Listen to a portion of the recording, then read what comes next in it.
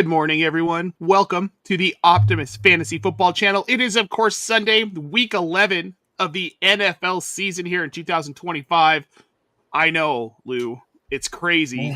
I can't believe that we're this deep into the season already. It feels like just yesterday we were like begging, like, please give us football. Please give us football. Just real football. Just any football. It's been brutal, though. It's been a brutal 11 weeks. A lot of injuries. We're getting Brock Purdy back, which I am very excited about this week. That's wonderful news. It looks like we're also getting Ricky Pearsall back this week, which is fantastic news. And we'll run through the injury report here in just a little bit. We got our first question in from Twitch, Cinco de Manger. What do we do about the Laporta IR news, Lou? I mean, this is a big hit to a lot of managers, myself included. There aren't a ton of options on the waiver wire right now, but there are some decent tight ends you could pivot to if you needed to. Look for Cade Otton. He wouldn't be a bad pivot. Elijah Arroyo could be a guy that you can at least plug in to get you points. He's that second tight end in Seattle. It's not ideal, but you could get 4 or 5 points out of him. Second tight end anywhere, though, is it's always tight end anywhere. It's a tough world to live in. It is a tough world to live in. I mean, these are the guys who are available. You know, sure. Yeah. There's a couple guys. If you're looking for a direct replacement like tight end, I need someone to start. I don't mind Ja'Tavion Sanders actually in Carolina. Yes, Bryce Young is bad. I'm not saying anything like that. They're realizing in Carolina that they need a non-Tet option, and the offense can't just all be 100% Tet all the time. It's just Bryce Young's not good enough for that. Tet's not good enough for that. Like, this is just not a world they can live in. And I mean, Sanders had a really nice stretch down the end of 2024 last year, prior to that really scary neck injury he suffered that kept him out at the beginning of this year and everything like that. You know, he started to get worked in a little bit more here and there. So kind of in that same Arroyo kind of range where it's, if you want to take a dart throw because you lost Laporta and you're kind of scrambling, you haven't been able to pick up one of these guys like Gadsden or someone like that. You know, Otton's not available in your league. You can do worse. You can do worse. Oh, you could do much worse than Ja'Tavion Sanders. I mean, some other guys who might be available right now, Brock Wright, you know, he's the backup. He's someone you could pivot to. I don't love that. He's dinged up too. He is questionable today. Dawson Knox is fairly available right now. Noah Fant, Pat Freiermuth should have a good week. So these are guys that you can pivot to in your leagues that have low rostership or most likely available. Look, if they're available in my home league, Lou, they're probably available in your league. You know how deep that league is and how nuts we all are. So if these guys are available there, they're probably available in your league. Now, the next question, though, who benefits most from Laporta being out? I know everyone wants to say it's Jameson Williams. Is it Jameson Williams? No. That's the thing. So many of the options that we want to assume that it is are already kind of like at their saturation point. You can't give Jahmyr Gibbs more touches. You can't really have Jameson Williams run more routes. You can't. Same thing with ARSB. Like, there's really nowhere for that to go. The answer is Khalif Raymond. Yeah, I'm not saying that he's someone that you want to roll out and start and anything like that. He kind of gets up into that, oh my God, what do? I guess I can start this guy in my flex kind of range. He's not a great option, but I think he's that guy that's in line for like 4 or 5 catches around 50 yards and maybe sneaks his way into the touchdown, into the end zone. Because, you know, this Lions offense does things like that, where all of a sudden your guys like Tim Patrick will have 2 touchdown games. Just because, yes. Kind of lining up where that is within the realm of possibility for Raymond this week. Well, and it's not like we haven't seen Raymond do it before. He's stepped up when he's been needed in Detroit. You know, he had 4 targets last week. He could be a solid 5 to 7 point play if you really need it as a flex. Right. I'm not excited about rolling him out, not even in the slightest, but it's not a bad play. I mean, and ultimately that's it. Where it's like he's that guy that I'm not excited about this, but I got to eat my vegetables sort of thing. Yeah, exactly. Some other notable players Lou will go through here: Dalton Schultz, Khalil Shakir, Xavier Worthy, All of them are going to be active today. But Dalton Kincaid's out there in Buffalo. Does this become more of a Dawson Knox game then? I mean, Keon Coleman's out. Yeah. Buffalo. No. I didn't catch that. What'd you say? Coach's choice. He's a healthy scratch. Which is that's a good sign, right? For a sophomore sign. 2nd round wide receiver, good sign that you're getting coach's choice, DNP'd. Against Tampa Bay. Right. Against Tampa Bay, after coming off, 3 of your last 5 games have been bad losses. It's not good. Feels good, man. Feels real good. I don't know that Dawson Knox gets a ton of volume today. Like Kincaid is that he's the straw that stirs the drink for the Bills offense the last, kind of throughout the year, as long as he's been healthy. Knox is not that guy. Now, I will say Josh Allen loves looking for Knox in the end zone, in the red zone area, specifically in the end zone. Mm-hmm. So I would not be shocked at all if Knox ends up with like 2 catches for 27 yards and 2 touchdowns. That is 100% within the realm of possibility today, especially given that it's Tampa Bay and their pass defense is donkey doo-doo. That being said, I think the real beneficiary of all this is a suddenly healthy Josh Palmer. I don't hate that. I mean, Josh Palmer's the guy who gets downfield. He's one of those deep threat guys, but he can work the middle of the field as well, which is a lot of what Kincaid did. I can see Josh Palmer picking up some of that slack, but to the tune of being startable. I've got him at wide receiver 26 this week. So then, yes, very much to the tune. Well, he's their wide receiver 2 now, and Shakir's banged up. He's playing, but we know he's banged up. So I could see volume. And here's the thing about this game too, Lou, is that it's up against Tampa Bay. They're going to have to throw a lot. Mm-hmm. This is going to be a high-scoring game, so we're going to see a little bit less James Cook, maybe a little bit more James Cook in the passing game. We're not going to see as much James Cook on the ground. We're not going to see as much Josh Allen on the ground. We're going to see a lot of the ball in the air. So when you're down a Keon Coleman, you're down a Dalton Kincaid in this kind of offense, you're going to see Josh Palmer now. And I think we're going to see more Dawson Knox than you think. But I also could be very wrong. That wouldn't be shocking. And that's possible. I'm sure all Bills fans are very excited about the fact that, Gabe Davis is back and active, and yay, Gabe Davis and Mecole Hardman, we're things are great. Who doesn't love a good Gabe Davis game? Watch. We're talking about Josh Palmer. It's going to be Gabe Davis. It's going to be like Gabe Davis has like 8 for 140 and 3 touchdowns, and we don't see him the rest of the season. That would be the thing. Yeah, that would be the thing. Let's hope not, though. I don't want to see any more Gabe Davis. I really don't. I mean, me either. I've actually met his family. They're super nice and everything like that. Oh, I'm sure. Great people, honestly, awesome people. And I've watched him cause enough interceptions with passes bouncing off of his hands that hit him in both hands. That I don't need that in my life anymore. I will take Curtis Samuel and Elijah Moore over that now, which is just Well, but it is that I don't know, man. Like Trevor Siemian's, I'm sure a very nice guy too. I don't ever want to see him behind center in Denver ever again. Exactly. Not ever, please. Exactly. It sounds like a nightmare. Other nightmares this week. We've got the Broncos up against the Chiefs. J.K. Dobbins on IR. Sounds like it's season ending. And this sucks. This sucks for J.K. Dobbins. This is a guy who can't seem to get through a full season healthy, and it's not his fault. He gets these weird injuries. He gets that hip drop tackle. What can you do about it other than you go out, you run hard, you end up getting hurt? Now, this presents an interesting situation, which we have been talking about a bit in the company chat. Where does his volume go? Because Dobbins been getting between 15 and 18 carries a game most of the season. He's had a couple 20-carry games.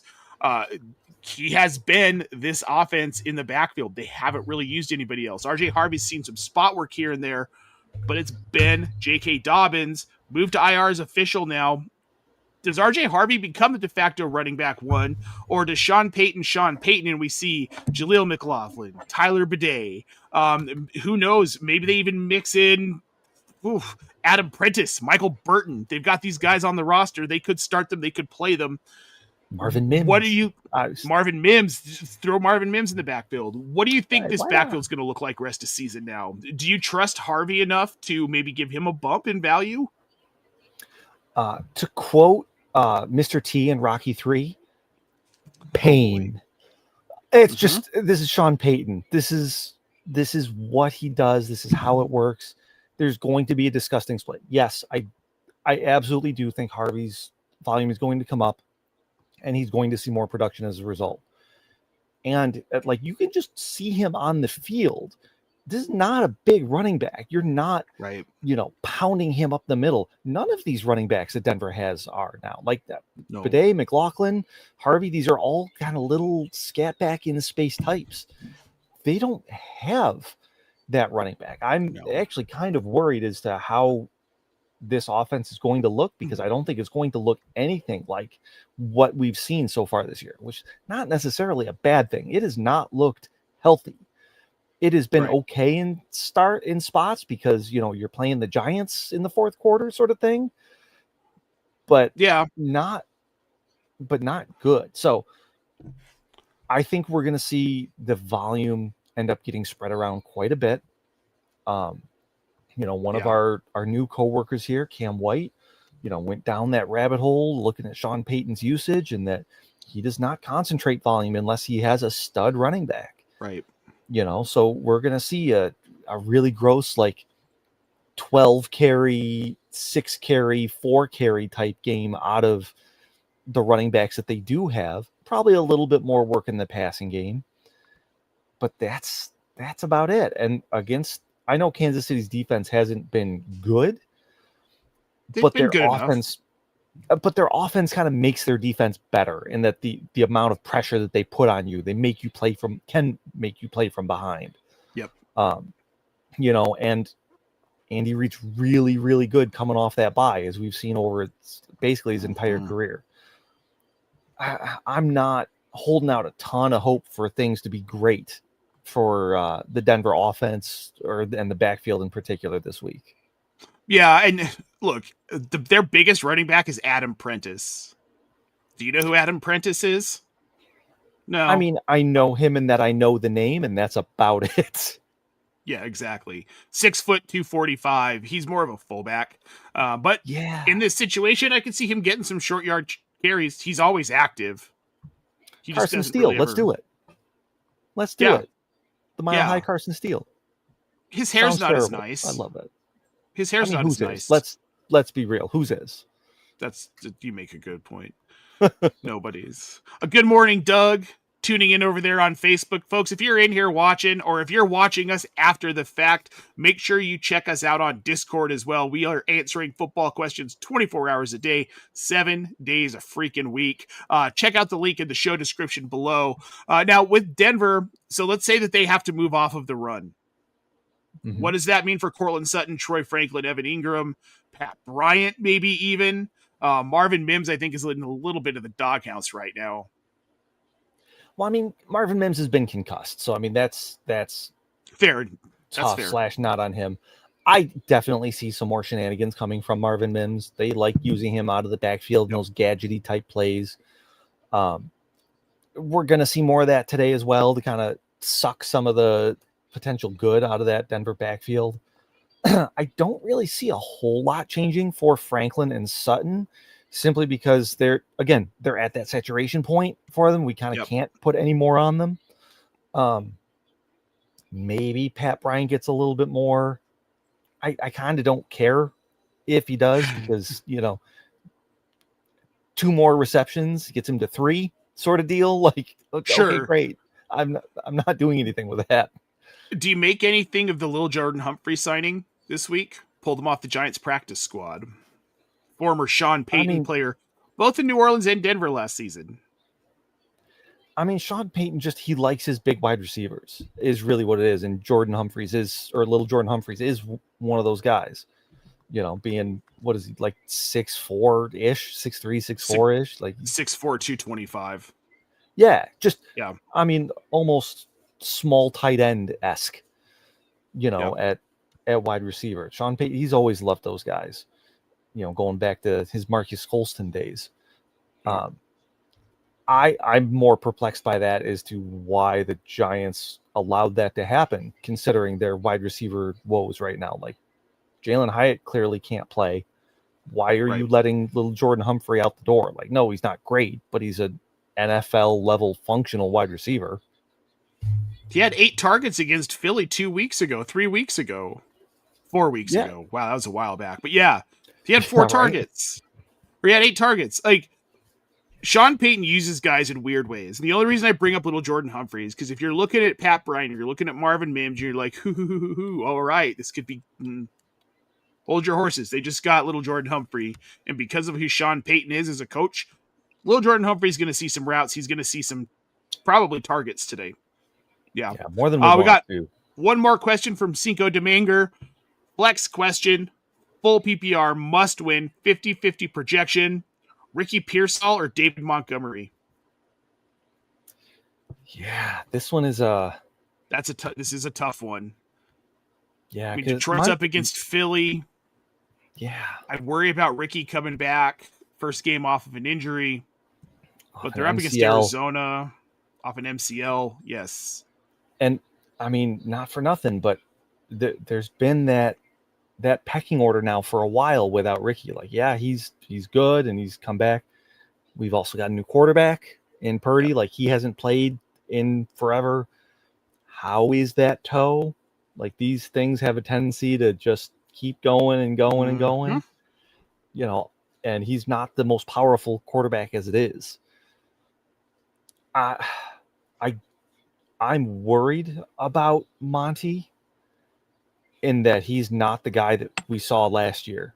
Not from a skills standpoint, but just in how they use him, the volume. Like, Gibbs is just so clearly the guy now in Detroit. Yep.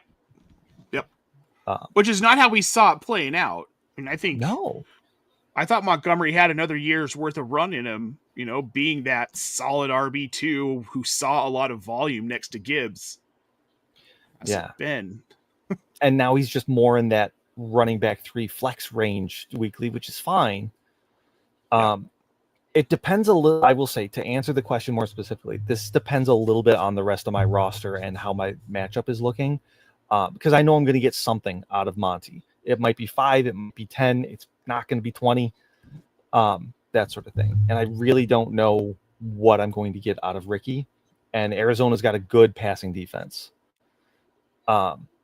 If I need that, I need the shot at 20 points. If I get 0, I get 0 and I lose, and that's the way it goes. But I need that shot at 20 points. Like, Ricky's your guy. We've seen him dominate targets, routes down the field, everything like that. Even though Jawan Jennings is healthy, George Kittle is healthy, CMC is obviously healthy. So he could come back and see 4 targets and, get 35, 40 yards. But Pearsall has that upside, and Monty just doesn't. 100%. And I wanted Monty to have that upside so bad. I drafted him like he was going to. And he's RB23 right now, but that's also on the back of a couple of big games. He had a blow-up game against Cincinnati, 18 for 65 and a touchdown. Then, of course, week 3 against Baltimore, 12 for 151 and 2 touchdowns, almost 30 PPR points that week. Otherwise, he lives in that like 9 to 10 to 12 point range, which is okay. But I'm with you, Lou. If you need that potential boom, it's Pearsall. Because Pearsall could 6 for 140 and 2 touchdowns today without even thinking about it. The chances that you get that out of Monty, especially against Philly, I just think are pretty slim. So, I think you roll Ricky there, unfortunately, and you live with it again, unless it's just I need not a 0. If it's just I need not a 0, you go with Monty. And I mean, I saw that Cartley there, clarified that both rosters are fantastic. So it's just I think I'd go Pearsall. Yeah, I do too. Yep. I mean, Yeah, I'd start Pearsall. I have some of these situations this week too. I'm going to lose again in my home league, in our home league, Lou. I mean, that's just how it goes. I was 4-2. Now I'm 4-6. I'm about to be 4-7. Probably knocked out of the playoffs by my brother-in-law. Oh, I know it's not fun, but you know what can you do? We did get a Debo touchdown, so that's kind of awesome. I always love those. Yeah, I'll always take that. Yeah. Now let's talk more about this San Francisco. Now that we've got Ricky Pearsall on the brain, Brock Purdy's back, but you brought up for now, I'm legitimately worried about this. We talked about it when he came back in week 4. And I said, this is too freaking soon. He's going to re-injure it. I don't like this at all. He played really well. I think he finished the week QB 13 or 12 or something. But then he re-injured that toe. I think this is too soon. I'm not a doctor, but I think that my gut tells me this is too soon. I feel the same way about Burrow. Yep. So for those of you who don't know, I have built an injury manager. Phenomenal injury manager. It's disgustingly good, just to toot my own horn a little bit. But it incorporates a lot of historical medical data and puts it in specifically NFL and sports terms. So it's not just, okay, we expect someone to recover from a pulled hamstring in a week like you or I would, Nate. These are high-level athletes for them, and it is different for them. They need to be able to do that. And toes are one of the big things with that. Your low end with toe injuries is 6 to 8 weeks. Like you said, week 4 and 8, that was way too soon. Like the fact that they trotted him out there was irresponsible, and probably is the reason that he had to be out as long as he has. Right now, week 11, we're at the very low end of one of these. We know Shanahan and the 49ers that they aren't really fully truthful when it comes to injuries. CMC, I'm looking at you last year. Yep. I don't trust this. I'm with you in that I see a pretty good chance of re-injury and just everything kind of going back to the morass that it was. And Mac Jones has been functional as far as getting his weapons involved, and it's been okay. So that's not nothing. But as far as are we going to get the high-end fantasy production out of these non-CMC options? That's tough to think. Although I do really like Juwan Jennings in general. I do too, and I like Ricky Pearsall in general. Same with George Kittle, and with Purdy back, I love these guys. And I think he's going to play just fine today. I think he'll have a good game. I mean, it's not like they have a particularly tough opponent in Arizona. My worry is that he re-injures it at some point during the game, finishes the game, plays well, goes back to IR. Yeah, well, in Arizona, I mean, they're a good passing defense in that they can't defend against the run, so teams don't need to pass against them. Because that's one of those things that when looking at with stats is that you kind of got to ask why. Why is Arizona ranked so highly against the pass? It's not because, I mean, they do have a decent secondary, but they're that bad against the run is really what it comes down to. So I don't know. And I mean, just kind of staying on the 49ers here for a moment. We're done thinking Brandon Ayuk's coming back at all this year, right? For anything meaningful for fantasy, at least. Oh, yeah. 100%. He's not coming back this year. Yeah. Okay. I assume that. Yeah, I've been assuming that since week 1. I just didn't think we'd see him this year. When teams don't talk about players, right. Joe Mixon. I mean, Omari and Hampton for a while. Too. Yeah. No, we're not seeing Brandon Ayuk, and we're not seeing Joe Mixon either. I don't think anyone is holding out hope for Mixon at this point, but no. I don't know. This might be it for Mixon. Honestly, I could say. I mean, he's at that age. He was the same draft class as these great running backs, and it's just unfortunately the last year's been rough on him, man. And that's He Yeah. hasn't been that guy that has had catastrophic injuries that he's had to come back from before. And that it takes a different mindset. Nick Chubb, he's done it before. So even though he's not the Nick Chubb that we, knew and loved, he's gone through this before. He knows how to approach it mentally, physically.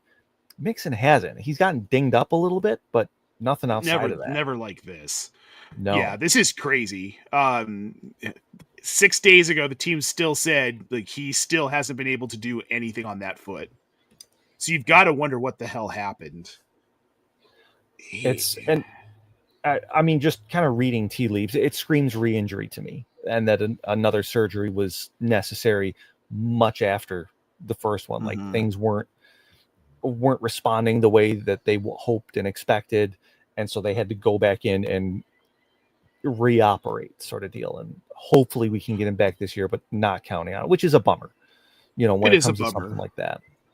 Well, and if you remember in 2020, we actually had a similar situation with Mixon. He went down with a foot injury in week 6 against Indy, and the team just never really fully updated us again. They're like, yeah, maybe he's coming back. Maybe he's not. Maybe he is. Maybe he isn't.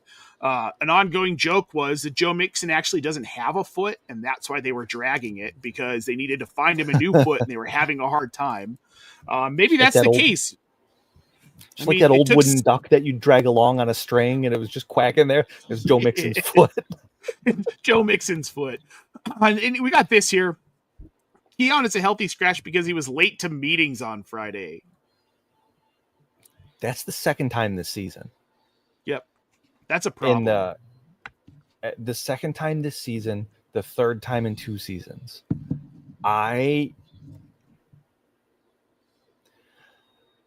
I'm not bitter at all about the fact that they took Keon Coleman over Ladd McConkey, who is one of my favorite wide receiver prospects going into last year. Not mad at all about that. I am very, very mad. Very mad. Of course you are. Oh, my God. Yeah. Because what can no Buffalo wide receiver do, right? Can't be sudden, can't get down the field. Right. All the things that Ladd does well. So well. Well, he's not an X wide receiver. I don't care. Don't care. And I know. Inactives are dropping in 90 seconds, so hang on and we'll have those for all you guys. Yeah, look, there are things about drafts that have made me insane. One, for a minute, was that the Broncos took Pat Surtain over Justin Fields. I was mad about that for quite a while. Now I'm like, oh, man. Whoo! Dodged the bullet. Dodged the bullet. Yeah. I'm still mad that the Broncos moved up for Paxton Lynch, 17th pick, because they thought the Cowboys were going to take him at 18. I mean, I get that. I'm still holding on to the fact that, Rex Ryan drafted EJ Manuel, and when everything about EJ Manuel screamed, this is not an NFL caliber quarterback. Again, at 16 overall. So there's something about, if you're taking a quarterback at 16, it's the wrong quarterback. Just full stop. Probably. Wasn't Patrick Mahomes 15 or 16? No, he was 10, which Buffalo traded out of to Kansas City because.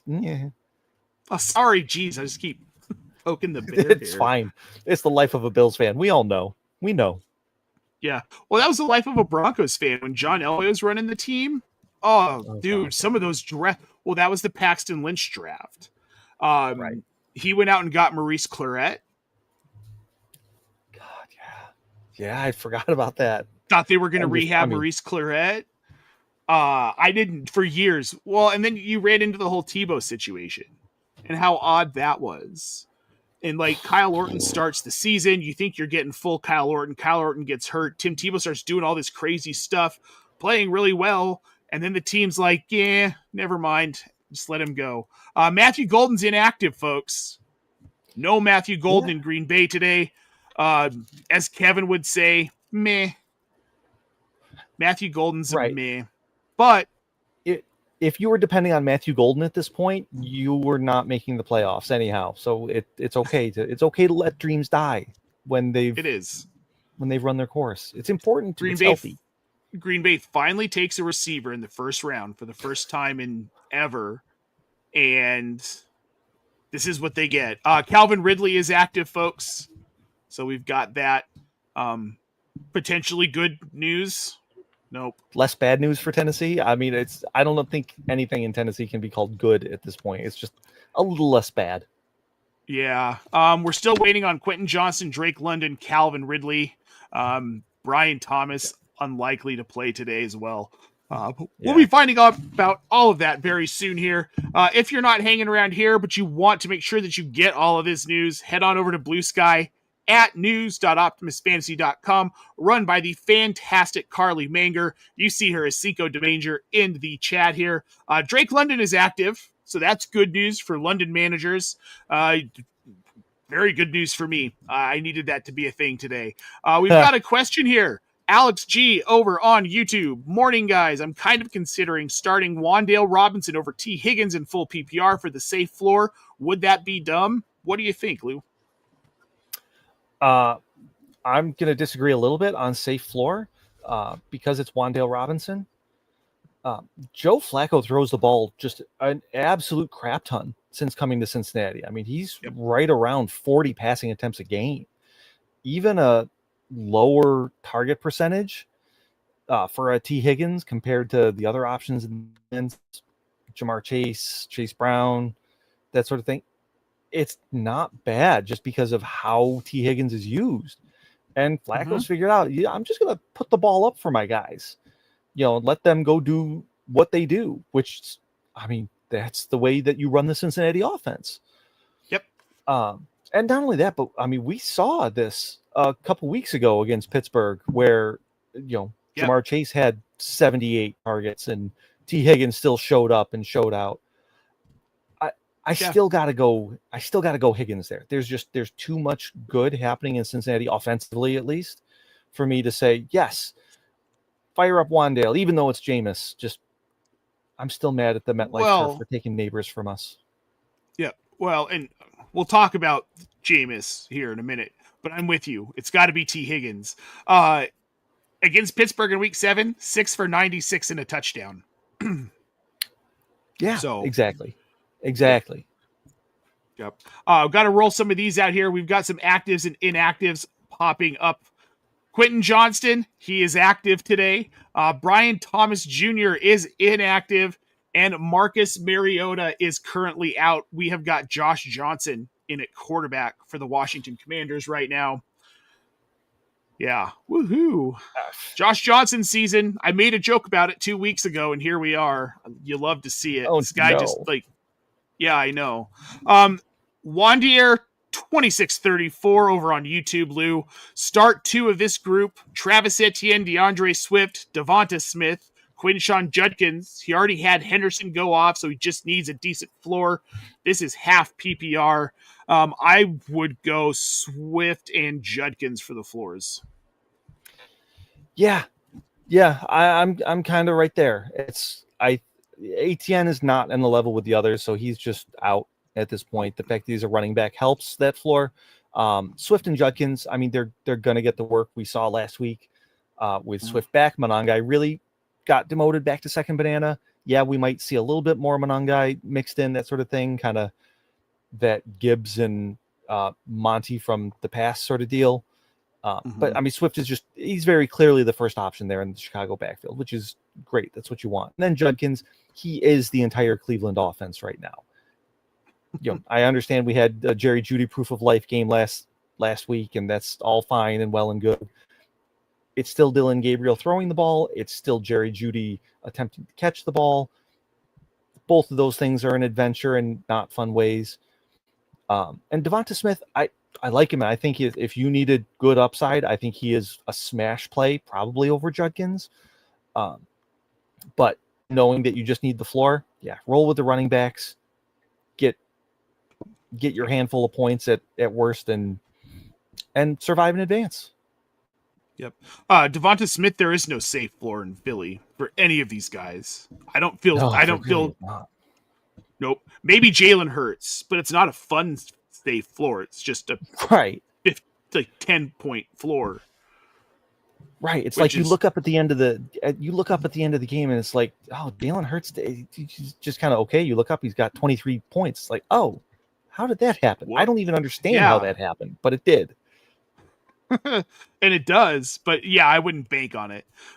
Let's talk about this. I can't believe we haven't really talked about it more, Lou.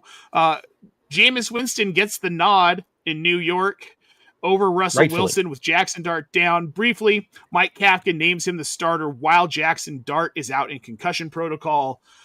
Changes things a little bit in this offense. No Cam Scattaboo. So we've got Tyrone Tracy and Devin Singletary. They have been mildly effective. About that. They've got the fine enough gunslinger. That you're not. Yeah, they've been fine enough that you can't, or that you don't have to not run the ball, but not good enough to think, oh yeah, we don't need to do better than this, which the Giants obviously knew. Well, so this is a team on track for a top pick. They'll be in the top 10, which is good for them. Get Jaxson Dart some help. Get some offensive line help. That's what they need to do. Yes. They did better. Oh, good Lord. But, so we get Jameis today. We get this 1 week, fun. Right.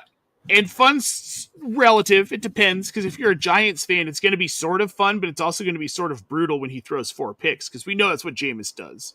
He makes stupid decisions. That's why he's not a full-time starter in the league. But he's a down-the-field guy.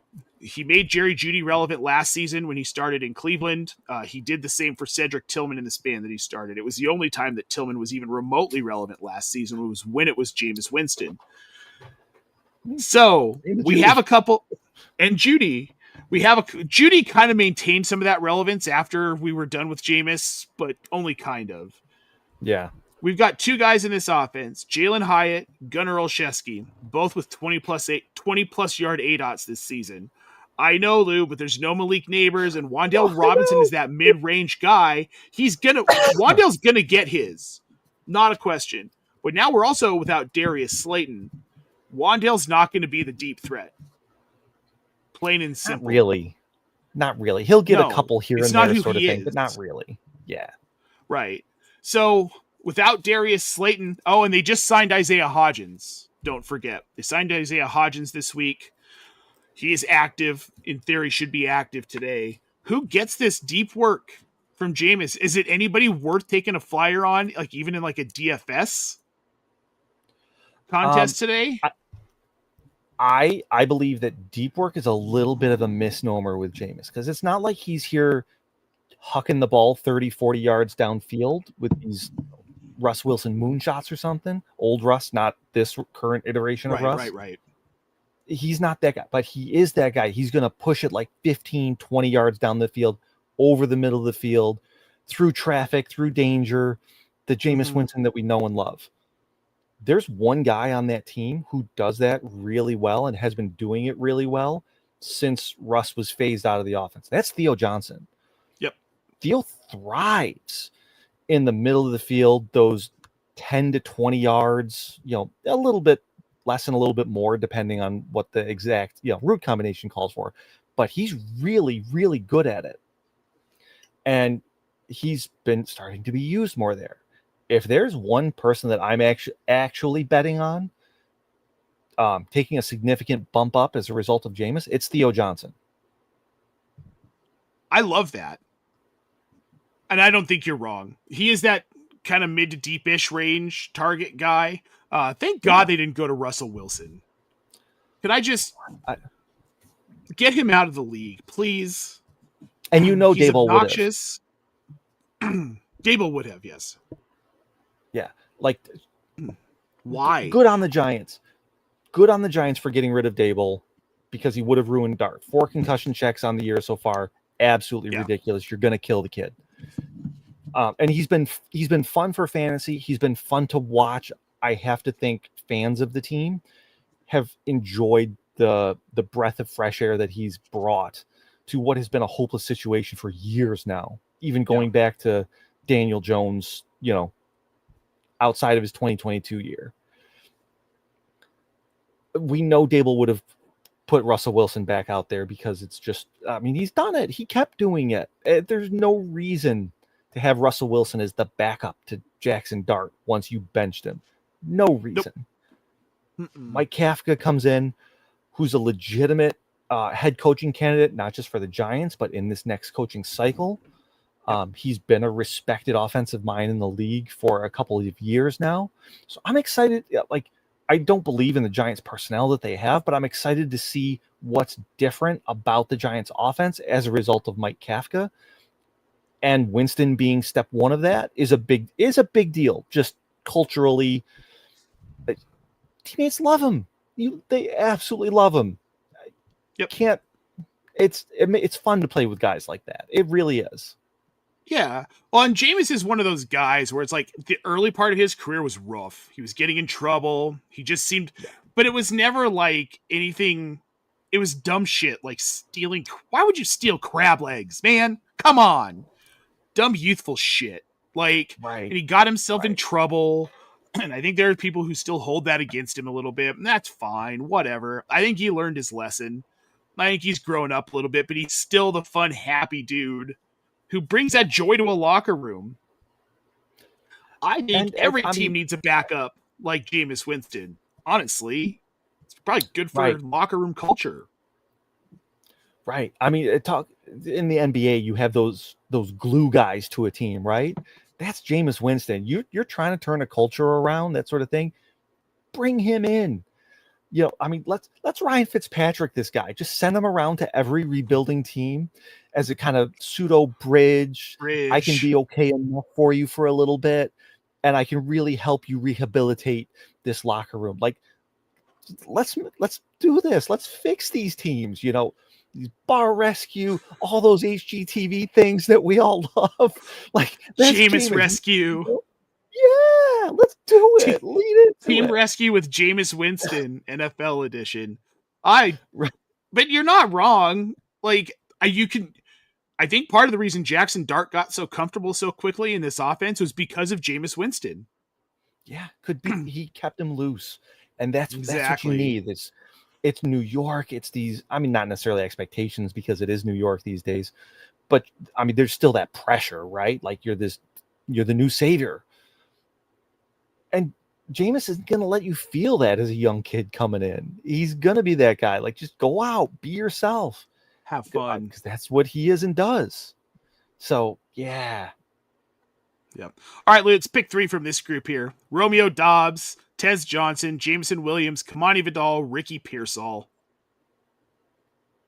Okay. Vidal's one I've been struggling with. I'm not going to lie, because I can't not look at his every other production week where it's like, I'm great this week, I'm terrible this week, I'm great this week, I'm terrible this week. And we're on a terrible week for him in what should be a good matchup. So I am terrified. I don't know what to do with him. Yeah, that's fair. Yeah. My top 2 here are Dubs and Tez. The matchup with Buffalo is really good for Tez. We know that some added time on task with Baker has really helped him. Dude scores. Like, he's not a big dude, but he finds his way to the end zone, and Baker looks for him in this offense. And Dobbs is, I mean, he's clearly the wide receiver 1, especially with Kraft out now. Now, whether or not that's good because it's Green Bay's offense, that is a different conversation. But yeah, like those are my top 2. I'm probably rolling Vidal out with them. Just because, like we talked earlier, Pearsall, we really don't know what to expect with both him and his coming back from injury. And JMO,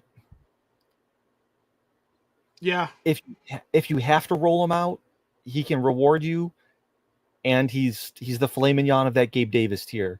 He's going to either do nothing or everything, and absolutely nothing in between. And you never know which it's going to be. Well, the one thing that is hopeful is that Dan Campbell's been calling plays the last couple of weeks. That's when we've seen JMO start to get more work. Dan Campbell's calling plays again this week. Is he going to work JMO in more? I don't know. I don't. Not enough for me to say, yes, I'm going to start him. I'd still go Kamani Vidal. I know this is supposed to be the crappy week, but it's a good matchup. So, yeah, maybe the script writers gave us a break. Right? And part of it with JMO too is like his boom weeks. They've been against like really bad defense. Like Washington is a terrible defense, especially in the secondary. Like they just ran the same play 4 times, and JMO made the same catch 4 times, and Washington couldn't do anything about it. Like is that play calling or is that just bullying? Because I tend to think the latter. Well, it's a little bit of both. You bully, but you understand, like, hey, I can beat up on this specific aspect. Yes. All right. Speaking of beating up on, we talked about one side of the New York Green Bay game. Let's talk about the other side, because the Green Bay defense, the only part that I really care about. Oh man, this could be a boon. Not only are the Giants probably not going to score more than like 3 touchdowns, 21 points, not great for a fantasy defense, but when you get 4 interceptions and like 8 sacks, those points don't matter as much. And that's what I see coming. Bad line, Micah Parsons getting at Jameis Winston all day. Ooh, yes, because this could easily be a 4-pick game for Jameis. If you're streaming defenses or you're setting your DFS lineups right now, Green Bay Packers, baby. Yeah, I mean, I'm not a defense guy. And like this it screams start Green Bay this week. It absolutely does. Like you can't, that is the chalkiest of chalk things. And I imagine a lot of people will be on that because it's very easy to see coming. But I mean, there's a reason for that. There is a reason for that as well. Well, and in DFS, they're one of those chalk plays where you kind of want to play it because you don't want to get screwed. You don't want to lose those points that everyone else is pulling. We've got ZDs on Twitch. PPR, Lou, pick one. Ricky Pearsall, he's already got George Kittle in his lineup. DJ Moore or Xavier Worthy, which way are you going? I'm going DJ Moore here. I don't feel great about it. But like none of these are great options. I think it depends a little bit on matchup. Like obviously all 3 of these guys are what they are.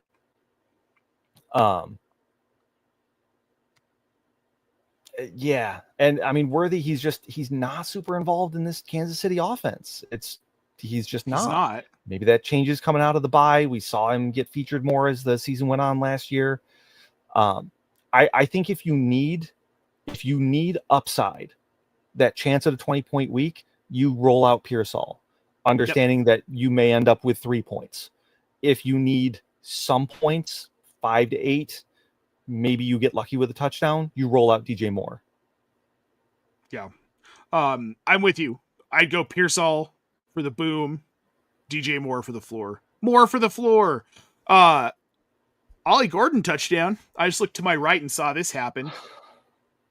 These are not serious teams. Miami beat Buffalo last week, and I'm still salty about that fact. I just cannot. Well, maybe this was the kick in the pants they needed to rev it up and not lose to a team like Miami again rest of season. Maybe win a Super Bowl. I feel like I'm going full Jim Mora here with the playoffs. Playoffs? Super Bowl? We're talking about the Super Bowl? Cody boy. We got to pick 2, Lou. DJ Metcalf, Ted McMillan, Ricky Pearsall, Wan'Dale Robinson, Parker Washington, and PPR. Which one are you? Because we know it's not Davante Parker. Which 2 are you going with here? Not anymore. It's finally not Davante Parker. Yeah, I'm going Tet and Parker here. Parker Washington, no BTJ again this week. We know Washington is the target earner in that offense, even when BTJ was healthy.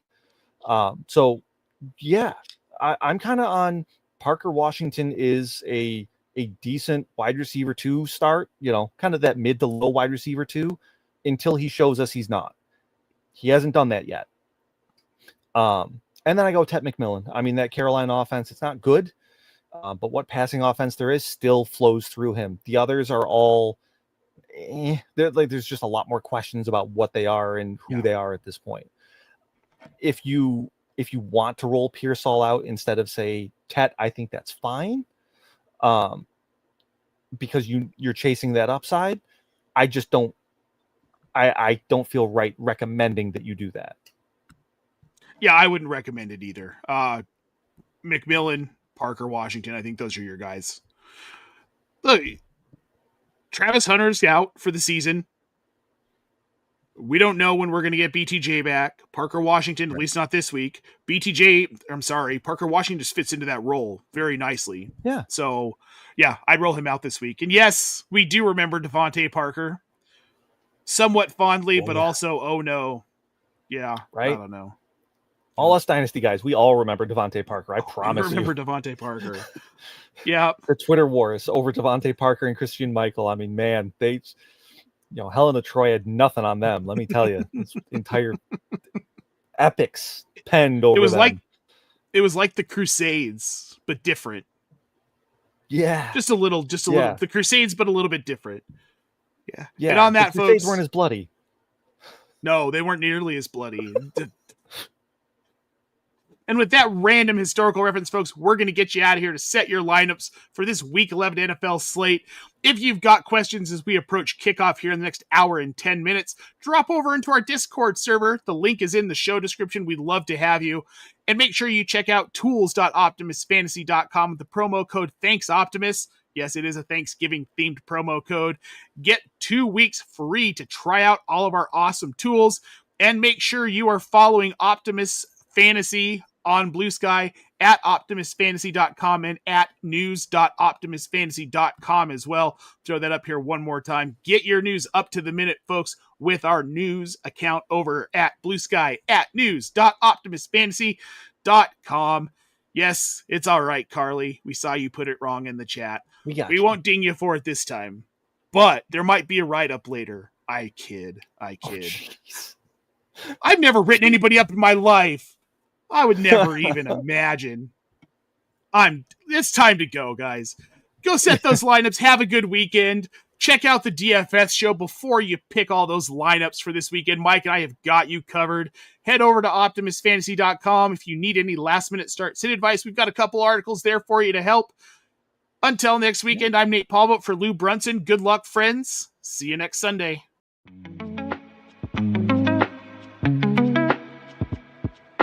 Thank you.